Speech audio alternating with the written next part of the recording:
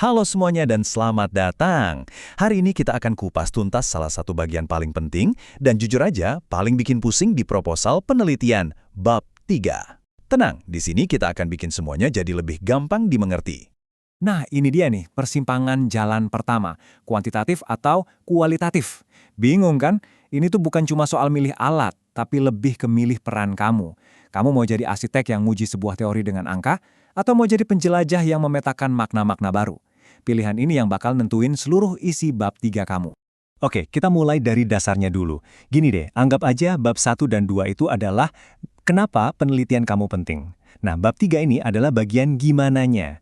Ini adalah peta jalan atau resep yang isinya langkah-langkah detail yang bakal kamu ikutin buat ngejawab pertanyaan penelitianmu.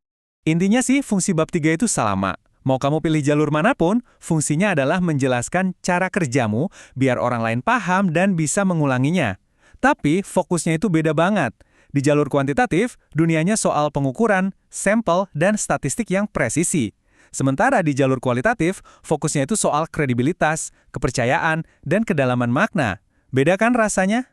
Sekarang, yuk kita dalemin filosofi di balik dua pendekatan ini. Sekali lagi, ini bukan cuma soal teknis, tapi soal cara pandang yang benar-benar berbeda dalam melihat sebuah masalah. Disinilah peran kamu jadi makin jelas. Kalau kamu ambil jalur kuantitatif, kamu adalah sang arsitek. Kamu mulai dengan hipotesis, sebuah cetak biru yang jelas. Dan tugasmu adalah menguji apakah bangunan teorimu itu kokoh. Sebaliknya, kalau kamu ambil jalur kualitatif, kamu adalah sang penjelajah. Kamu nggak bawa peta yang sudah jadi, tapi bawa kompas. Tujuannya bukan nguji teori, tapi menemukan dan memahami makna dari wilayah yang belum pernah terpetakan. Oke, sekarang kita masuk ke dapurnya ya. Kita akan bandingkan langsung side by side komponen-komponen utama di bab 3 dari kedua pendekatan ini. Yuk, kita mulai. Lihat bedanya. Desain kuantitatif, seperti asosiatif kausal, itu pada dasarnya pengen cari hubungan sebab akibat. Simpelnya, apakah variabel X mempengaruhi variabel Y?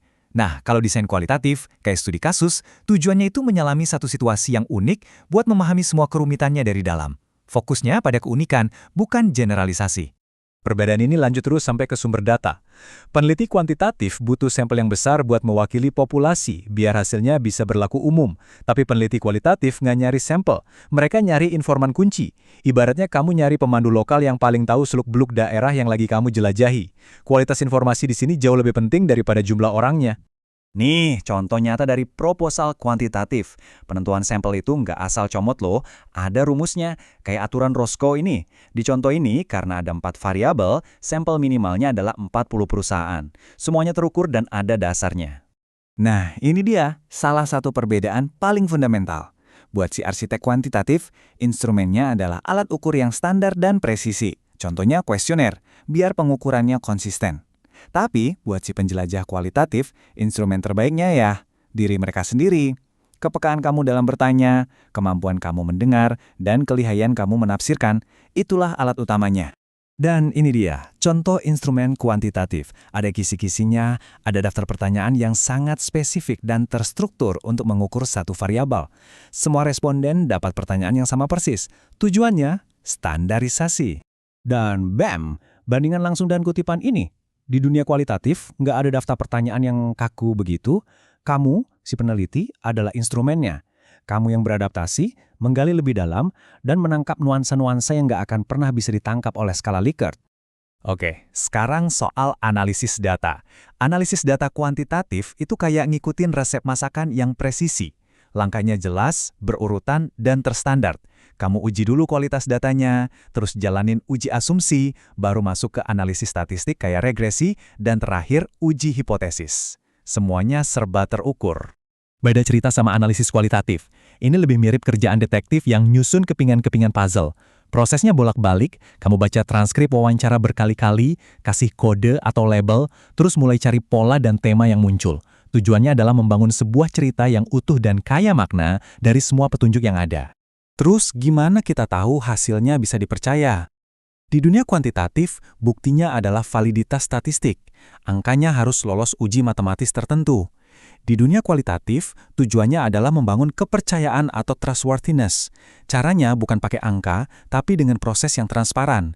Misalnya dengan triangulasi. atau ngecek ulang temuan kamu ke para informan. Jadi ini soal cerita yang bisa dipercaya.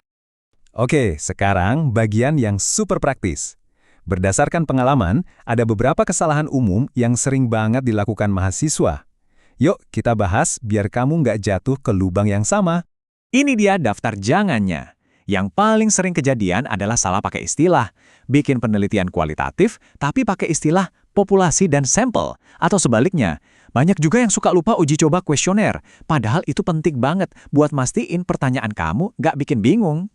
Nah, ini dia contoh klasiknya. Kalau kamu lagi meneliti satu perusahaan secara mendalam, kamu itu nggak punya populasi atau sampel acak. Kalau kamu pakai istilah-istilah ini, kelihatan banget kamu belum paham filosofi di balik metode yang kamu pilih.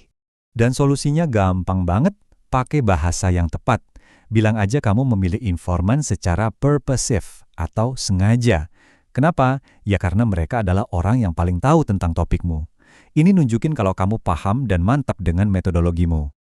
Baik, kita sudah sampai di akhir. Setelah lihat semua perbandingan tadi, mari kita simpulkan pesan utama yang perlu kamu pegang erat-erat, tergantung jalan mana yang akhirnya kamu pilih.